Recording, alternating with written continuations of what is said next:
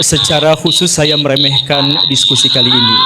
Kenapa? Bukan karena meremehkan Pak Nuruddin, tapi meremehkan Kiera. 40 menit. Saya terharu dengan Assalamualaikum warahmatullahi wabarakatuh.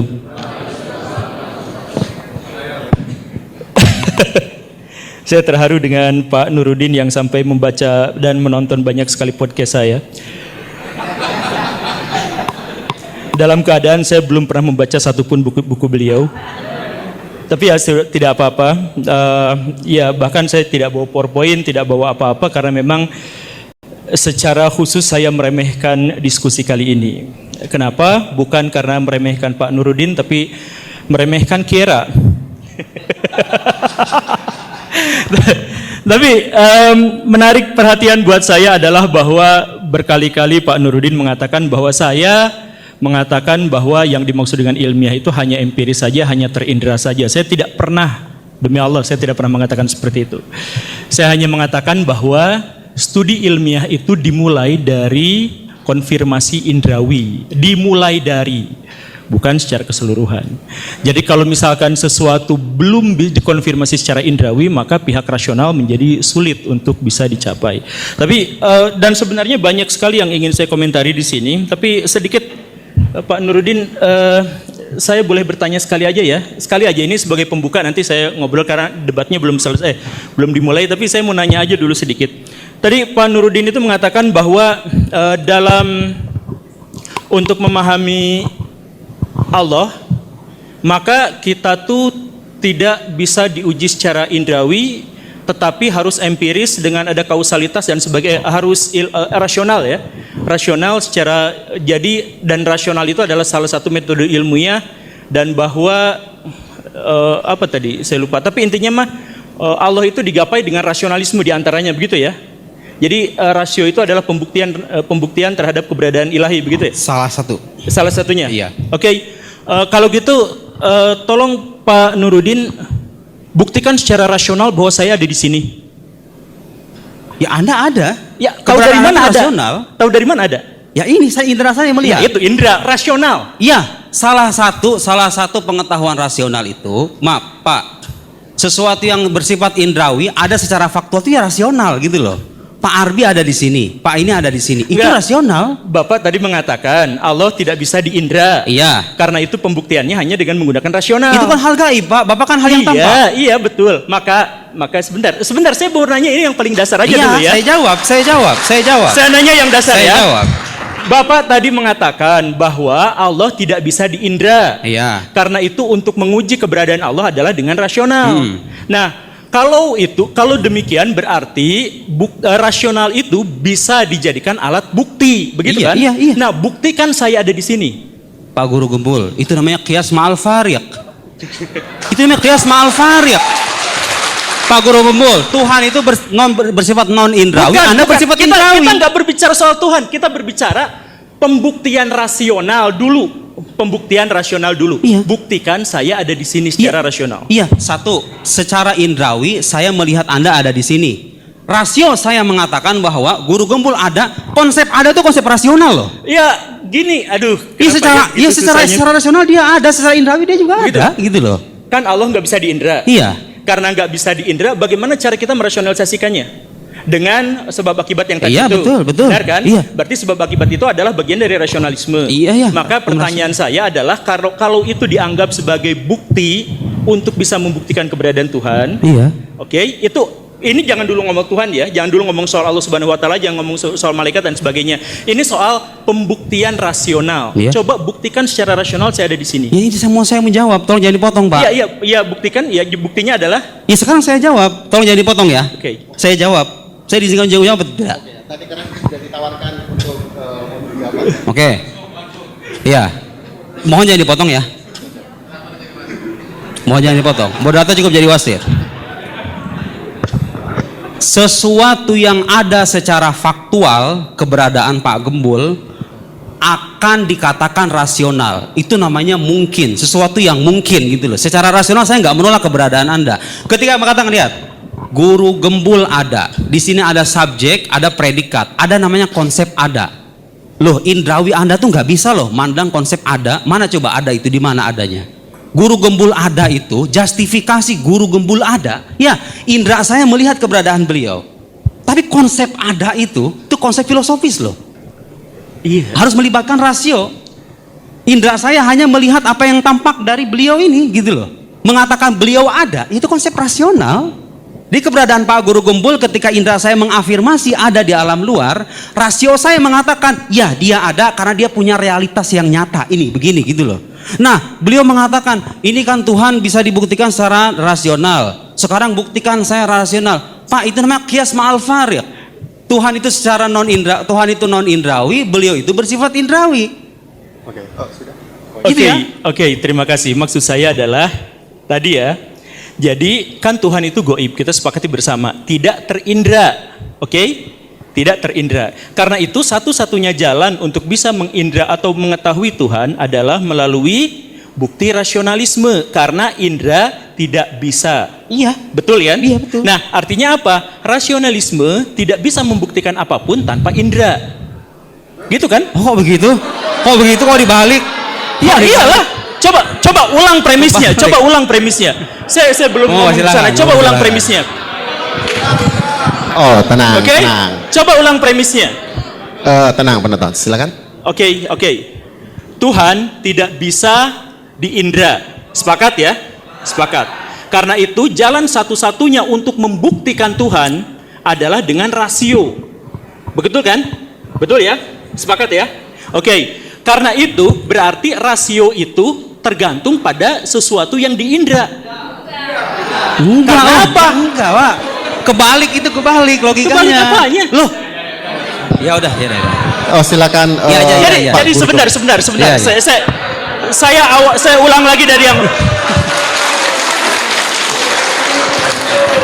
Oke, saya ulang lagi ya. Saya ulang lagi. Ini saya bingung siapa sih. Jadi gini nih ya. Allah itu terindra atau tidak? Tidak. Hanya bisa dirasionalisasikan. Berarti Allah tidak terindra, tapi kita hanya bisa merasionalisasikannya saja. Berarti artinya kalau misalkan ada pertanyaan saya di sini, bisa nggak dirasionalisasikan? Bisa setelah diindra dulu. Betul ya? Saya bisa dirasionalisasikan setelah diindra dulu. Nah, Karena kelihatan. karena kelihatan. Lalu bagaimana menyusun rumus-rumus rasionalisme tanpa mengindranya dulu? Oke? Bagaimana kalau misalkan saya ulang lagi ya. Allah tidak bisa diindra. Karena itu untuk membuktikan keberadaan Allah adalah dengan rasionalisme. Betul kan? Nah, sekarang berarti pembuktian rasionalisme. Sekarang saya ada di sini. Dari mana bukti saya ada di sini? Diindra dulu, baru dirasionalisasikan. Lalu bagaimana memahami Tuhan yang tidak diindra dulu tiba-tiba bisa dirasionalisasikan? Beda karena Allah itu gaib. Apa? Anda nggak punya Tuhan? Anda bukan Tuhan. Oh iya, karena saya bukan Tuhan. Oke, nggak seimbang. Bukan objek penelitiannya, tapi cara untuk mengetahui Tuhannya. Oke, caranya yang tadi saya ulang lagi, bukan saya dan bukan Tuhan. Tapi balik lagi, kenapa ya? Cara pembuktian, saya garis bawahi ya, cara pembuktian. Saya ada di sini itu pakai indera dulu. Betul ya? Betul ya? Baru pakai rasio dulu. Baru rasio kemudian. Begitu kan? Nah, kalau tidak diindra dulu, cara merasiokannya gimana?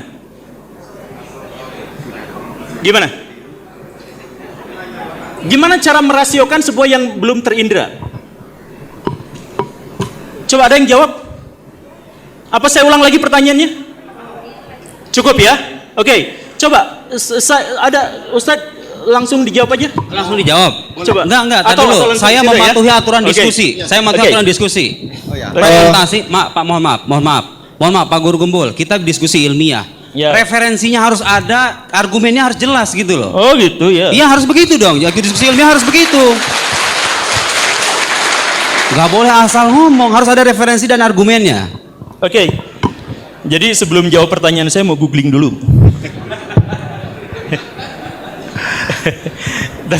Tapi nanti silakan PR bersama-sama ya. Cuman sebenarnya sejujurnya ya, saya mohon maaf sekali lagi saya meremehkan diskusi ini kali ini bukan ngeremehin orang-orang yang ada di sini, tetapi sejak awal saya mempertanyakan kenapa ada bahasan-bahasan yang terkait dengan ketuhanan tapi menggunakan sudut pandang filsafat gitu atau sudut pandang yang akademik dan sebagainya.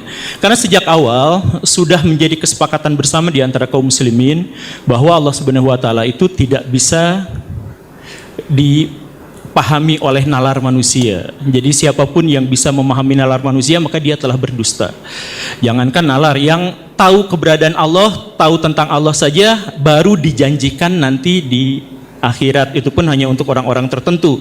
Jadi bagaimana ceritanya ketika ada orang-orang di dunia yang bisa menjelaskan tentang Allah, menjelaskan dengan kajian empiris dan rasional dan seterusnya, dengan kajian ilmiah, saya benar-benar heran. Jadi misalkan ada sebuah pernyataan bahwa Allah tidak ada bandingannya, tidak bisa dibandingkan, tidak ada yang setara dengannya dan seterusnya. Betul ya? Nah, karena tidak ada yang setara dengannya secara definitif berarti dia tidak mungkin bisa dijelaskan dan tidak mungkin bisa dipahami. Jadi Allah secara hakikat adalah tidak mungkin bisa dipahami, sehingga setiap bahasa-bahasa yang berhubungan dengan Allah Subhanahu wa taala itu akan sulit sekali untuk bisa ditelaah oleh manusia, bahkan bisa dikatakan tidak bisa ditelaah oleh manusia. Sehingga Imam Malik dalam sebuah pernyataan yang sangat terkenal itu mengatakan bahwa kalau dengar dalil tentang Allah, dengerin saja, tapi jangan sampai bertanya kenapa. Jangan bertanya bagaimana. Misalkan kalau ada istilah Allah istiwa, istiwa tuh jangan ditanyain bagaimana. Karena apa? Karena nalar kita itu tidak mungkin bisa menjangkaunya, tidak mungkin bisa mengetahuinya. Dan karena itu, maka ada sebuah hadis yang sebenarnya tidak sahih, tapi ini banyak digunakan sebagai sandaran bahwa Allah itu didekati zatnya saja. Bicarakan tentang ciptaan-ciptaan Allah, tentang tanda-tanda Allah, tapi jangan membicarakan tentang zatnya.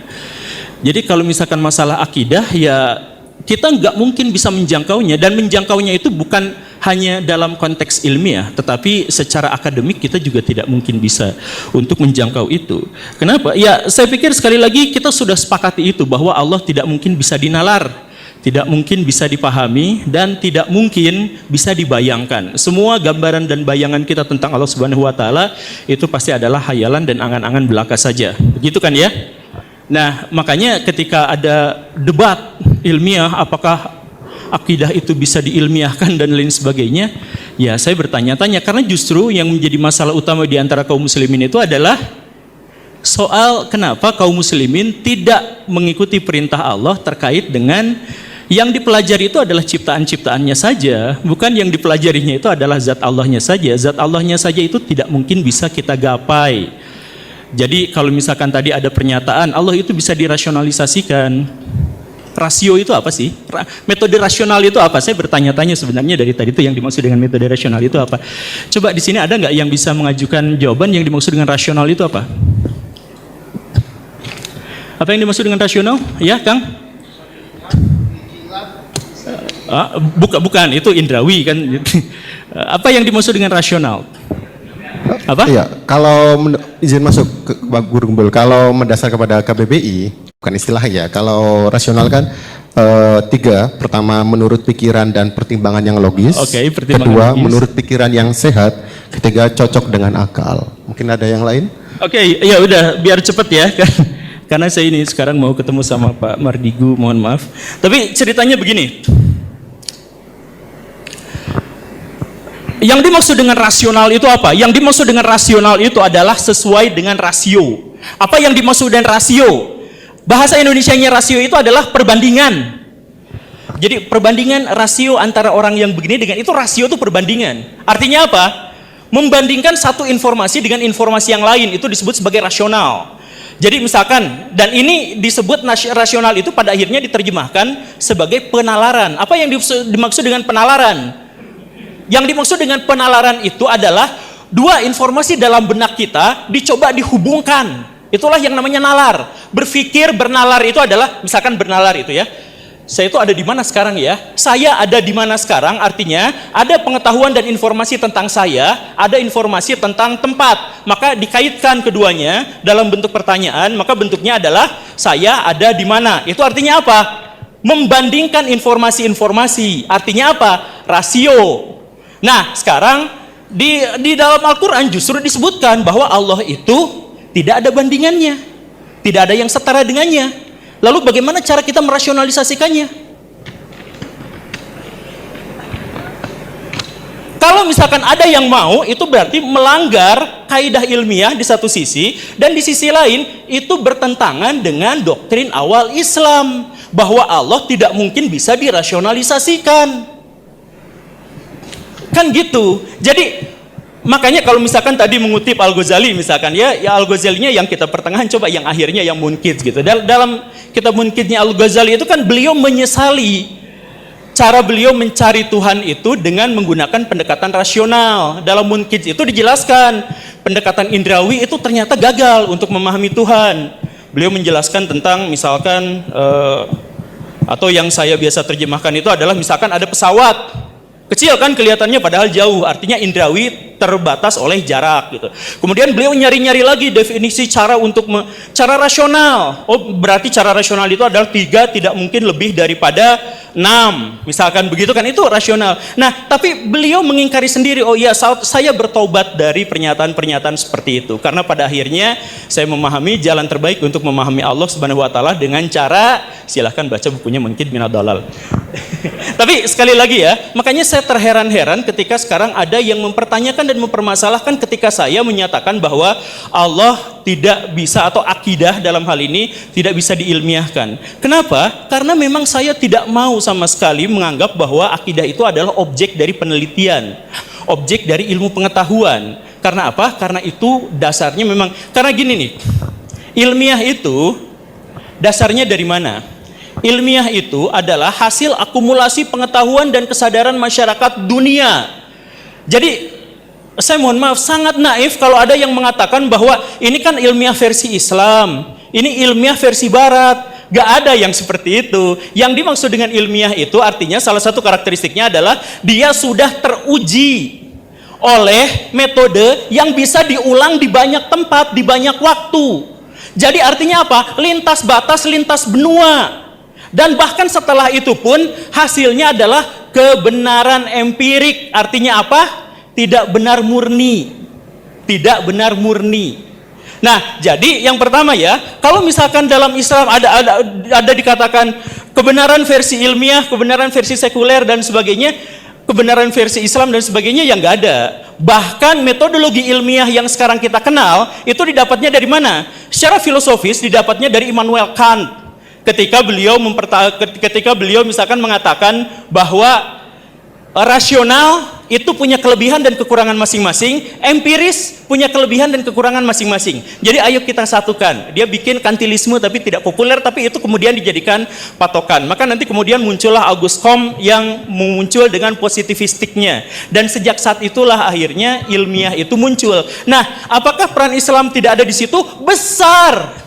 Karena Immanuel kan referensi utamanya justru adalah dari sarjana-sarjana muslim. Jadi misalkan soal eksperimental, uji eksperimental, soal cara menguji dan sebagainya itu kan dari Ibnu Haytham, dari Ibnu Sina dan sebagainya. Jadi banyak sekali metode-metode ilmiah yang kita pahami sekarang itu sebenarnya diambil dari metodologi ilmiah Islam. Cuman masalahnya orang-orang Islam berhenti untuk membuat metodologi itu, sedangkan orang-orang Barat berlanjut sampai sekarang. Padahal yang ada di situ juga ada dalam Islam. Makanya stop menjadi fasis dalam ilmu pengetahuan dengan mengatakan ada ilmiah versi Islam, ada ilmiah versi Barat. Yang kita pahami dari ilmiah itu adalah dari Hindu, dari Islam, dari Barat dan sebagainya itu ada.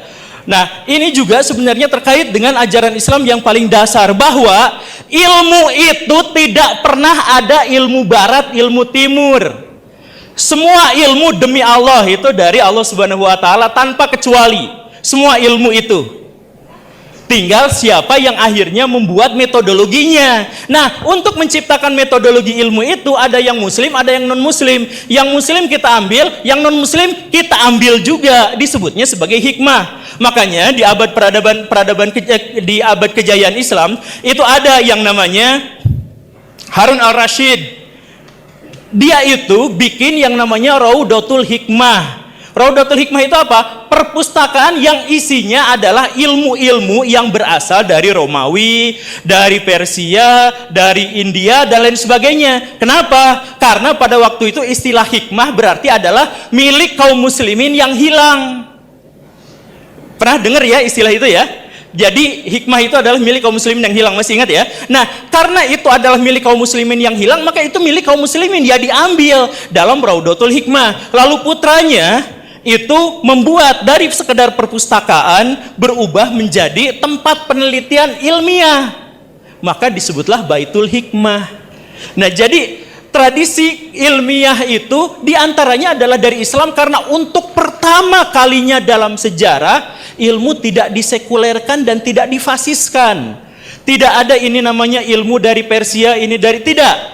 Pokoknya semua ilmu itu adalah dari Allah Subhanahu wa taala untuk kemudian diambil dan menjadi milik dari seluruh umat manusia. Baitul Hikmah itu adalah hasil dari terjemahan banyak dari non-muslim dan muslim juga ada. Nanti setelah itu diterjemahkan lagi sama orang-orang barat, boleh tidak? Ya boleh. Karena apa? Ya karena itulah yang namanya ilmiah. Ilmiah itu universal. Jadi mohon jangan dikotomikan nanti ada ilmu versi ini gitu ya. Tapi balik lagi ke misalkan memahami soal agama gitu ya. Nah, dalam Islam itu Allah tidak mungkin bisa dan tidak boleh, dan kita tidak boleh mendekati Allah Subhanahu wa taala dengan jalur rasional, atau maksudnya dengan jalur kausalitas gitu, dengan hal yang semacam itu. Tadi ada dikatakan misalkan Pak Guru Gumbul di sini satu, dan Pak Guru Gumbul di satu sisi ada satu istri, dan Pak Guru Gumbul di sisi lain ada 4 orang istri. Mungkinkah seperti itu dalam realitas? Ya, dalam fisika modern itu realitas. Jadi kalau misalkan baca mekanika kuantum yang Niels Bohr itu, nah itu sebenarnya di situ ada kemungkinan. Jadi bukan kepastian, makanya nanti muncul teori tentang multiverse dan sebagainya. Ya walaupun sampai sejauh ini masih hipotesis gitu ya, tapi itu sekarang sudah dinyatakan sebagai sesuatu yang mungkin. Makanya dalam konferensi Solvay, perdebatan antara Einstein dengan Bohr itu adalah terkait dengan kemungkinan bisakah sesuatu ada di 2 tempat yang bersamaan. Nah, itu nanti Bohr kemudian menjelaskan bahwa itu bisa saja, walaupun itu benar-benar sangat-sangat membingungkan. Tapi kesimpulan dari situ artinya apa? Puncak dari ilmu pengetahuan itu adalah subjektivitas. Silahkan cek ya, puncak dari ilmu pengetahuan itu adalah subjektivitas. Jadi kalau misalkan tadi ilmu pengetahuan, jadi kita itu gara-gara ada perang pemikiran Ghazul Fikri dari orang-orang barat gitu. Jadi ketika orang barat menyebut bahwa ilmiah gitu, maka kita berlomba-lomba untuk ikut-ikutan ilmiah. Padahal ilmiah itu tidak keren, ilmiah itu biasa aja, dan ilmiah itu terbatas. Ilmiah terbatas pada sesuatu yang bisa dibuktikan. Nah, jadi menjatuhkan derajat Allah Subhanahu wa taala pada cabang metode yang justru diragukan sejak awal. Kan ilmiah itu dasarnya skeptis, bukan selalu skeptis Pak, dasarnya itu skeptis. Apakah begini? Dan diakhiri oleh ini kebenaran versi ilmiah yang terbuka kemungkinan untuk salah. Siapa di sini yang mau mengatakan saya ragu kepada Allah, dan bahkan ketika saya telah mempercayainya saya tetap harus ragu pada Allah, saya membuka kemungkinan bahwa Allah itu 3 misalkan? Siapa yang berani mengatakan seperti itu? Cung? Tolong acungkan tangan. Tidak ada. Kewajiban dari metodologi ilmiah adalah seperti itu. Kewajiban dari metodologi ilmiah itu adalah skeptis. Saya nggak bawa referensi, tapi silahkan kalau mau googling sekarang boleh. Bahwa untuk mencapai ilmiah, hal pertama yang harus kita bayangkan itu adalah bahwa kita harus skeptis, kemudian diakhiri oleh pernyataan bahwa ini benar secara empiris, tetapi saya terbuka pada kemungkinan bahwa pernyataan saya itu salah, bahwa hasil penelitian saya itu salah. Karena begitulah yang namanya metodologi ilmiah. Dulu Pluto disebut sebagai planet, sekarang bukan, lalu ada isu lagi untuk dijadikan dan sebagainya. Ilmiah itu ya seperti itu. Beranikah di antara orang-orang yang ada di sini mengatakan Allah itu esa, tapi mungkin aja 3? Tapi lalu nanti dikatakan lagi oh satu, tapi bisa aja nanti 4. Itu betapa kurang ajarnya. Makanya sekali lagi zat Allah jangan dipikirkan secara rasional. Rasio itu artinya perbandingan. Perbandingan artinya apa? Membandingkan Allah dengan sesuatu yang lain. Saya coba dengan secara sederhananya filsafat bahasa. Gini ya. Coba saya tanyain, siapa yang bisa? Saya kasih dompet saya. Nggak bercanda. Dompet saya isinya dikit. Coba coba saya misalkan tanyakan yang ada di sini ya. Apa yang dimaksud dengan mic? Hah? Apa? Alat pembesar suara. Mikrofon. Apa yang dimaksud dengan mikrofon? Apa? Pengubah suara. Pembesar suara. Oke, itu sebenarnya tidak definitif, tidak selesai definisinya. Jadi definisi itu kita harus gabungkan dia pada sebuah kelompok tertentu, baru kemudian cari identitasnya yang memisahkan dia gitu. Jika Anda tidak bisa berkencan di kota yang sama, jangan mendownloadnya. Jangan mendownload jika Anda... Gitu kan? Definisi paling sederhana itu gitu kan? Jadi misalkan golongkan ini kepada sesuatu. Apa ini? Alat elektronik. Sepakat ya? Alat elektronik. Lalu bagaimana cara memisahkan dia dengan alat elektronik yang lain, dengan kamera, misalkan dengan handphone, yaitu bahwa alat elektronik yang berfungsi untuk membesarkan suara. Nah itu definitif. Itu definitif. Jadi dia harus masuk golongan apa dulu, dia termasuk golongan apa, kemudian dia identifikasi dia kelompok mana. Itu baru bisa didefinisikan. Setelah bisa didefinisikan, masuk ke dalam konsep. Setelah bisa dikonsepkan, maka dia bisa dikaji secara ilmiah. Setelah dikaji secara ilmiah, setelah tahu, maka kita cari hipotesisnya. Setelah kita cari hipotesisnya, maka kita bikin susun metodologi penelitian ilmiah. Bagaimana cara membuktikannya, bagaimana cara menguji pembuktian itu, dan sebagainya. Oke, akhirnya kemudian kita diuji. Oke, dari mulai definisi ini, 1, kita cari kelompoknya apa. 2, kita masukkan ke dalam identitasnya apa. Sekarang pertanyaan saya, Allah golongan apa? Siapa yang bisa acungkan tangan saya? Siapa yang berani mengatakan Allah termasuk golongan apa gitu?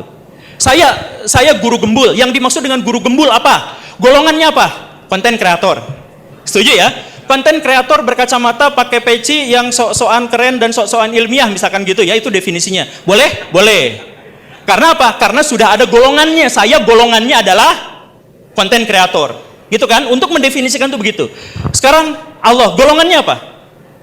Musyrik ada orang yang bilang menggolongkan Allah itu. Jadi sebenarnya kalau misalkan kita dekati dengan pendekatan-pendekatan yang seperti itu, bukan hanya rusak ilmiahnya, tapi rusak apanya? Akidahnya.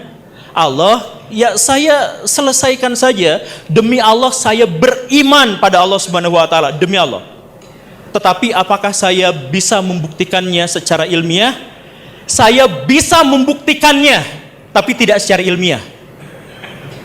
Karena apa? Ilmiah itu terbatas. Kita tuh FOMO. Barat nyebut ilmiah, kita nganggap. Bahkan itu ada kelompok di Indonesia yang dituding radikal, yaitu kelompok salafi atau sunnah atau apa. Setiap bikin kajian judulnya adalah kajian ilmiah, kajian ilmiah. Itu bukan ilmiah. Bisa nggak kita meningkatkan level yang lebih tinggi lagi? Ilmiah itu ada derajat pertengahan gitu. Makanya kalau misalkan tadi Al-Ghazali yang tidak dikutip itu sebenarnya orang-orang kalam itu pertengahan, mediocre. Karena apa? Level paling bawah itu kalangan awam gitu, yang kemudian itu ilmu ahli-ahli kalam gitu, yang atasnya itu apa? Nah itu yang cari aja di Munkid Minad Dolal. Berusaha untuk mendapatkan keyakinan, hakul yakin kepada Allah Subhanahu wa taala dengan metode-metode begini dan begitu, tetapi metode ilmiah, metode rasional dan metode empiris indrawi itu oleh Al-Ghazali sendiri dianggap sebagai sesuatu yang keliru.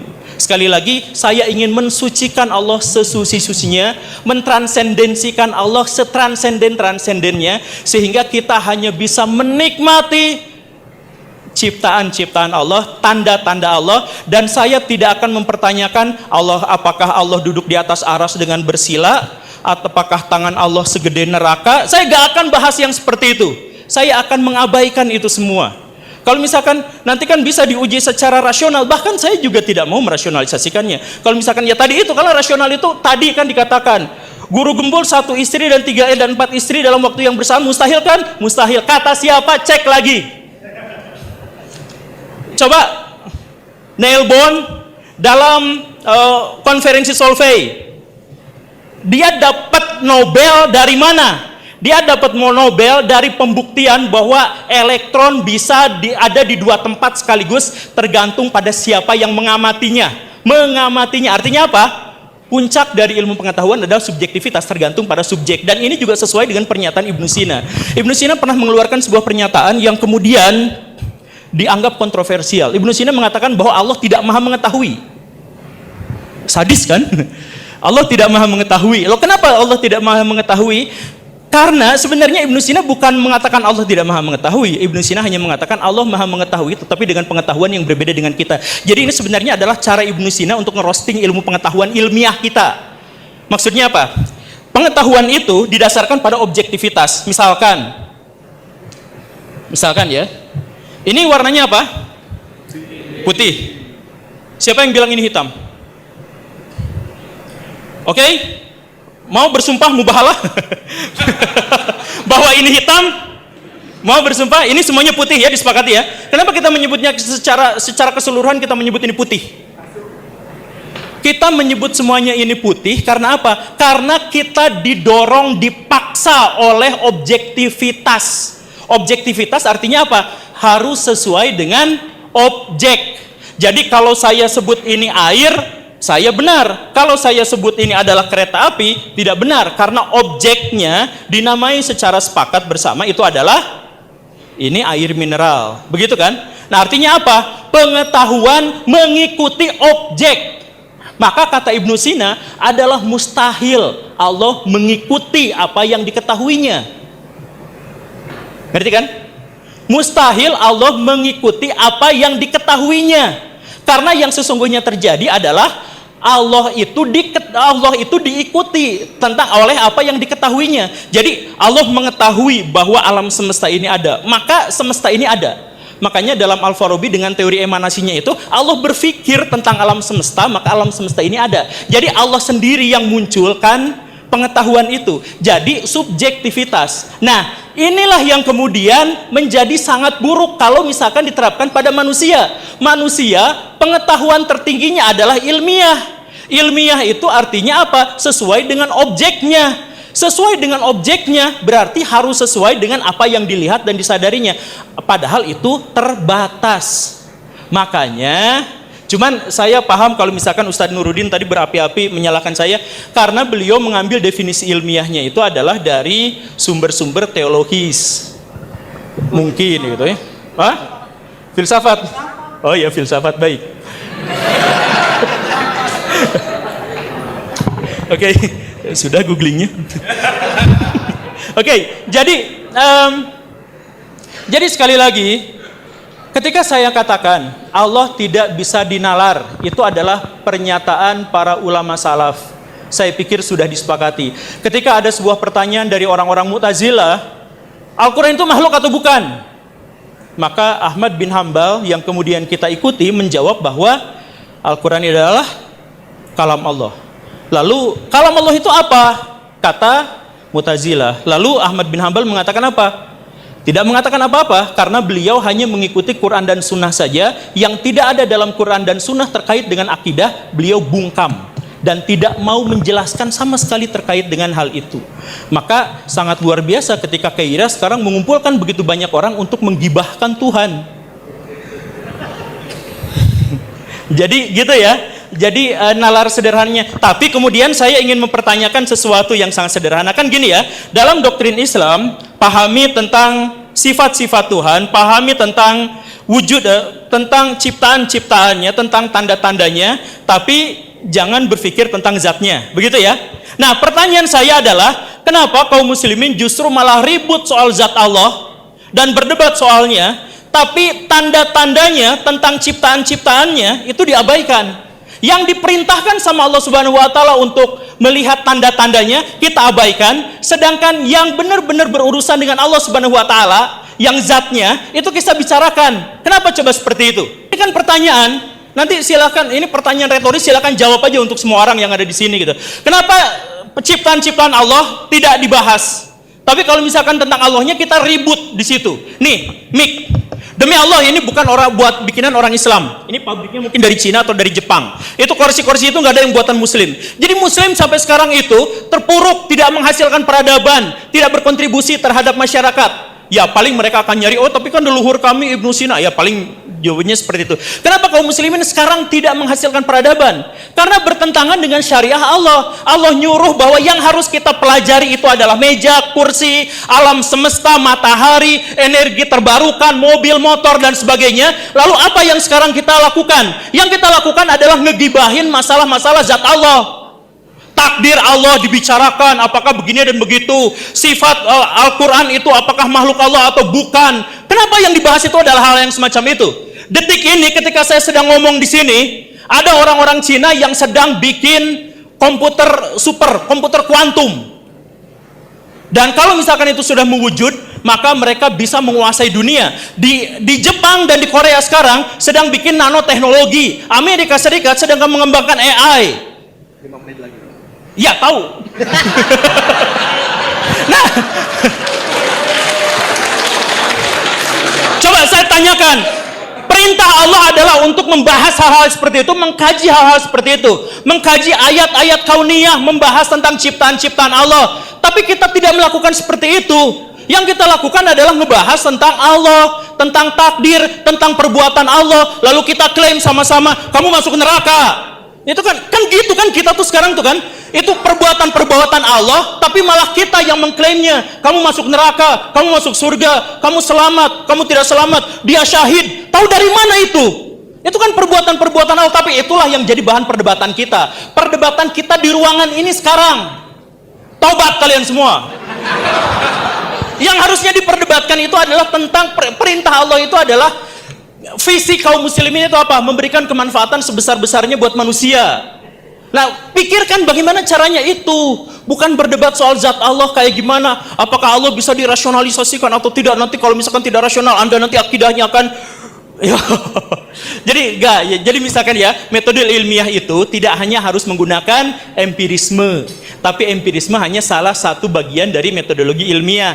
Tapi bahkan setelah ada empirisme, rasionalisme disatukan oleh Immanuel Kant, dipertontonkan kemudian oleh Auguste Comte, kemudian ditentang lagi nanti oleh Nietzsche misalkan, kemudian nanti coba disatukan oleh Wilson dan lain sebagainya. Nah, itu dinamika seperti itu. Apakah itu tidak kurang ajar kalau misalkan itu disematkan objeknya adalah Allah Subhanahu wa taala?